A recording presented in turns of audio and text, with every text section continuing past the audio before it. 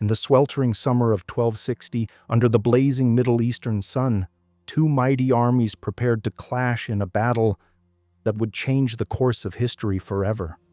The fate of entire civilizations hung in the balance as warriors from east and west gathered near a small spring called Ain Jalut, Goliath's spring, nestled in the ancient Jezreel Valley of what is now northern Israel. What happened there on September 3rd, 1260, would shatter the myth of an unstoppable empire and alter the destiny of the medieval world. For decades, the Mongol Empire had swept across Asia and Europe like a devastating storm. Led by the descendants of the great Genghis Khan, their armies had conquered more land than any empire in history. Their reputation was one of terror. Cities that surrendered were spared. Those that resisted were utterly destroyed. The Mongol warriors were unlike any fighting force the world had seen. Trained from childhood, they could ride for days without rest, shoot arrows with deadly accuracy while galloping at full speed, and execute complex battle maneuvers with perfect discipline. Their tactics were revolutionary, feigned retreats that turned into devastating counterattacks, lightning-fast cavalry movements, and sophisticated siege weapons that could reduce mighty fortresses to rubble. From the frozen steppes of Russia to the Great Wall of China, from the mountains of Korea to the deserts of Persia, the Mongols had defeated every army that dared to stand against them. By 1260, they had conquered more territory in 25 years than the Romans had in 400. In 1258, the Mongol advance reached Baghdad, the crown jewel of Islamic civilization. For 5 centuries, this magnificent city had been the center of science, art, and learning, home to the house of wisdom where scholars preserved and expanded on the knowledge of the ancient world. Led by Hulagu Khan, grandson of Genghis Khan, the Mongol horde surrounded the ancient city. The Caliph of Baghdad, spiritual leader of the Islamic world, refused to surrender, a fatal mistake. When the city walls fell, what followed was one of history's most devastating massacres. For 7 days, Baghdad burned. The waters of the Tigris River ran black with the ink of countless priceless books and red with the blood of scholars, poets, and ordinary citizens. The magnificent libraries and mosques that had preserved Greek, Persian, and Indian knowledge were reduced to ashes. The Caliph himself was wrapped in a carpet and trampled to death by horses, as Mongol tradition forbade spilling royal blood on the ground. The destruction of Baghdad sent shockwaves through the Islamic world. If the greatest Muslim city could fall so completely, what hope did anyone have against the Mongol storm? After Baghdad, Hulagu Khan turned his attention westward. His armies quickly conquered Syria, capturing the major cities of Aleppo and Damascus with relative ease. The mighty Ayyubid dynasty that had once fought against the Crusaders crumbled before the Mongol advance. Next in line was Egypt, ruled by the Mamluks, former slave soldiers who had risen to power. The Mamluks were extraordinary warriors, captured as boys from the Turkic and Circassian peoples, converted to Islam, and trained from childhood in the art of war. Unlike other armies of the time, they were full-time professional soldiers, masters of horseback riding, swordsmanship, and mounted archery. In early 1260, Hulagu sent messengers to Cairo with a chilling ultimatum for Sultan Qutuz. Submit to us and be safe, or defend yourself and perish. After we have conquered you, nothing will remain to you except tears and sighs. If you flee to the damp places or the mountain peaks, we will drag you down like a lion dragging its prey. Sultan Qutuz, once a slave and now ruler of Egypt, faced an impossible choice. History offered little hope. No nation had successfully resisted the Mongol advance. Submission would mean the end of Mamluk power and likely the destruction of Islamic civilization. Resistance seemed equally futile. In a moment of extraordinary boldness that would alter the course of history, Qutuz made his decision. Not only did he refuse to surrender, but he had the Mongol messengers executed and their severed heads displayed on Bab Zuwayla, one of the main gates of Cairo. This unprecedented violation of diplomatic immunity was a clear statement to his people and the Mongols: Egypt would fight to the death. This defiant act seemed to seal Egypt's doom. But then, unexpectedly, fortune intervened. In August 1259, Mongol Khan, the great Khan who ruled the entire Mongol Empire, died during a campaign in China. Mongol tradition required that all princes of the blood return to Mongolia for a Kurultai assembly to select a new great Khan. Hulagu, as a senior Mongol prince, needed to return east with most of his forces. He left behind his trusted general Kitbuqa with approximately 10,000 to 20,000 troops to hold their conquered territories until Hulagu could return with a larger army to finish the conquest of Egypt. For the first time, the seemingly invincible Mongol war machine had been weakened. Sultan Qutuz recognized this might be the only chance to strike. Qutuz quickly allied himself with Baibars, another Mamluk commander who had fled to Egypt after the Mongols captured Damascus. Baibars was a military genius who had intimate knowledge of the terrain in Palestine and Syria. Together, they devised a daring plan. In a surprising diplomatic move, the Mamluks negotiated with their traditional enemies, the remaining Crusader states along the coast, especially the Kingdom of Jerusalem centered in Acre.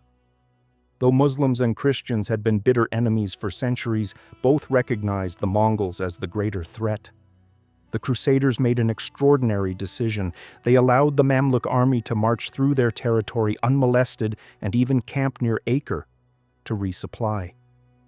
As one Crusader chronicler noted, "The lesser enemy has become our friend against the greater enemy." By late August 1260, Qutuz had assembled a formidable army and marched north from Egypt into Palestine. His force likely numbered between 20,000 and 30,000 warriors, primarily Mamluk cavalry, disciplined, professional soldiers who had trained together for years. Meanwhile, Kitbuqa gathered his forces and moved south from their base at Baalbek in modern Lebanon.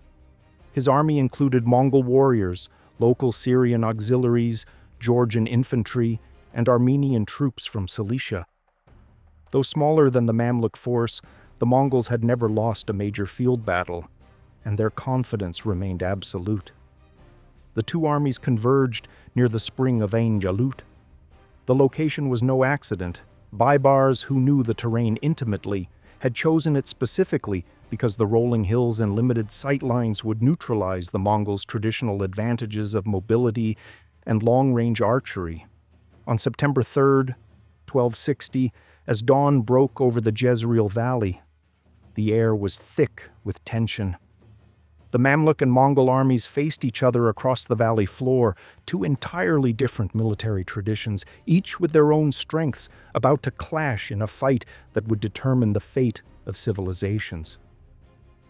Baibars, knowing the Mongols' tactics well, had devised a strategy to turn their strengths against them. He would lead the vanguard of the Mamluk army personally and employ the Mongols' own tactic of feigned retreat against them.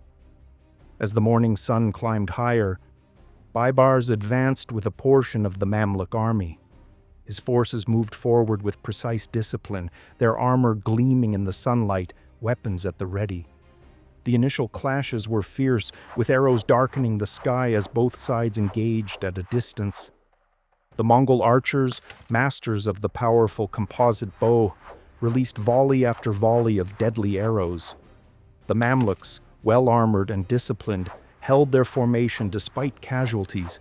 Then, following their carefully laid plan, Baibars gave the signal for retreat.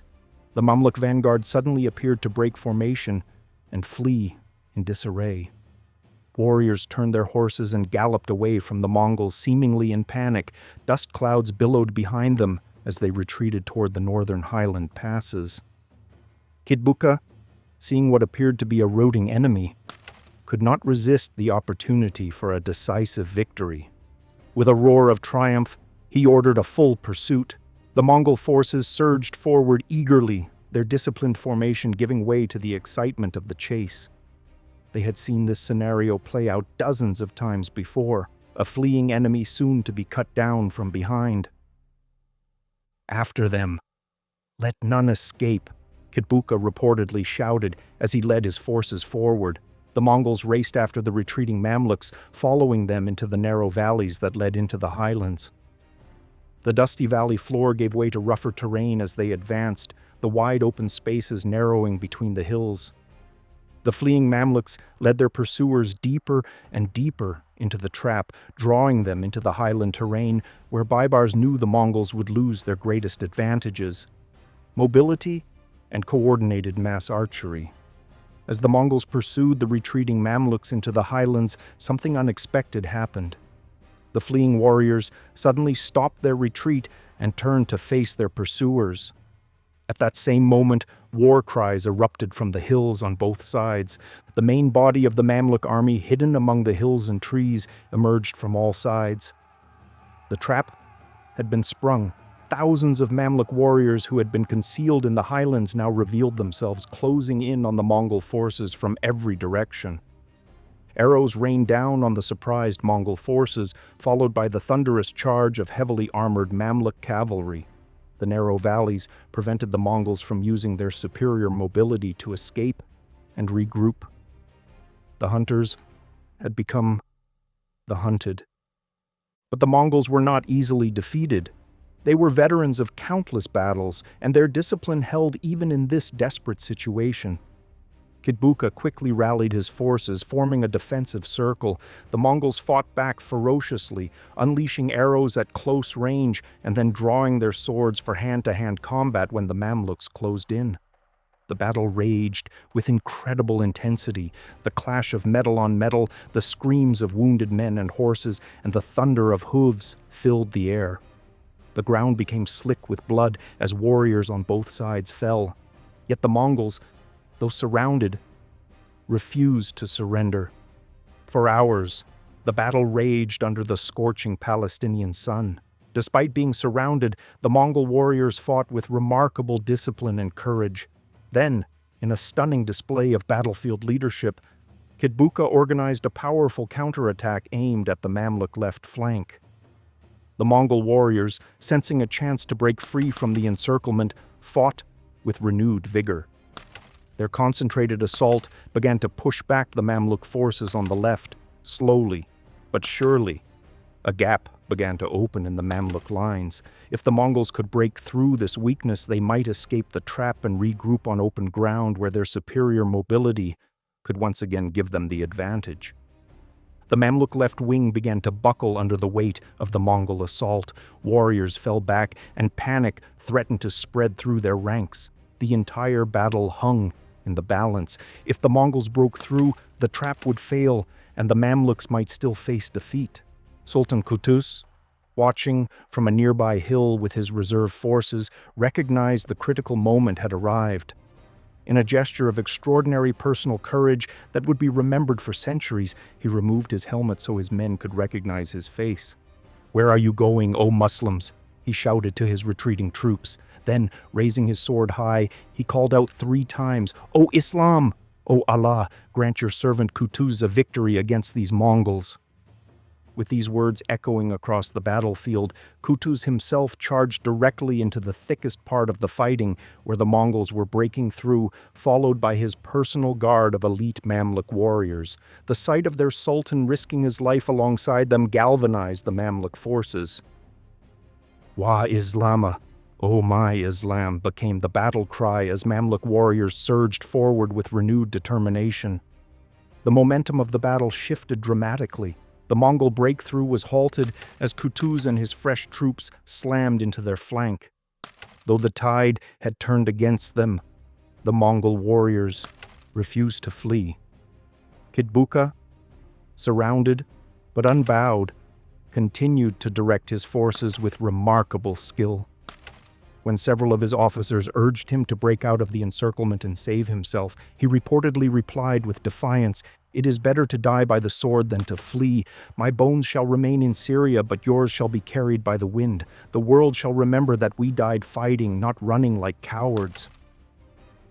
The Mongol resistance gradually weakened as their numbers dwindled. Warriors fell one by one, overwhelmed by the superior Mamluk numbers. The encirclement tightened like a noose around the remaining Mongol forces. Finally, after hours of desperate fighting, Kitbuqa himself was captured. The Mongol general, bloodied but still proud, was brought before Sultan Qutuz. According to chroniclers, he warned the victorious Mamluk ruler, "My death will be avenged.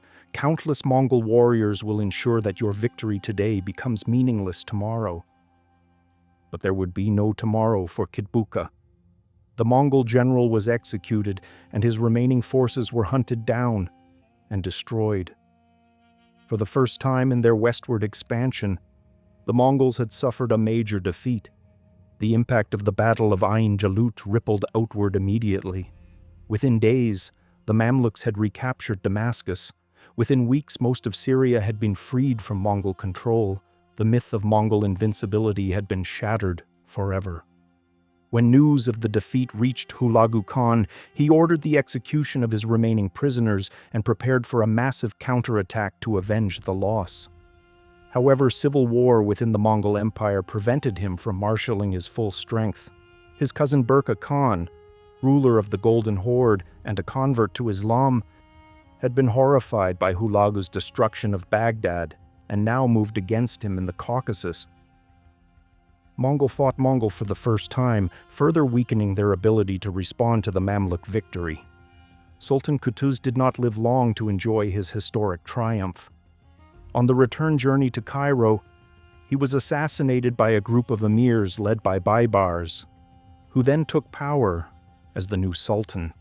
Despite this betrayal, both men are remembered as heroes who saved Islamic civilization from possibly being extinguished.